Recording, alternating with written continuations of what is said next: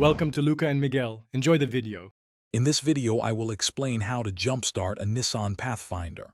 Before you begin, safety is paramount. First, position the working vehicle near your Pathfinder, making sure they are not touching. Next, turn off both engines and set the parking brakes on both cars. Open the hoods and locate the batteries, identifying the positive and negative terminals. For your protection, it is highly recommended to wear safety gloves and eye protection throughout this process. Now, let's connect the positive cables.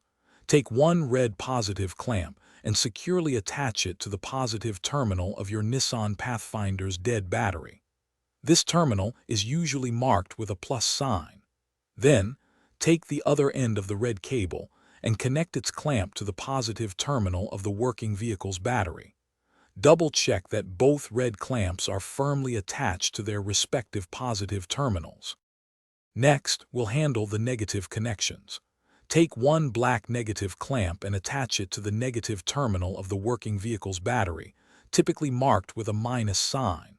For the final connection, attach the other black clamp to a clean, unpainted metal surface on your Pathfinder's engine block, away from the battery.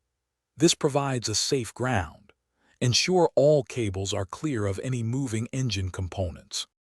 With all cables connected, start the engine of the working vehicle and let it run for approximately 5 minutes.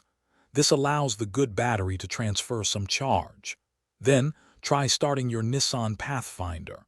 If it doesn't start immediately, wait a few minutes and try again.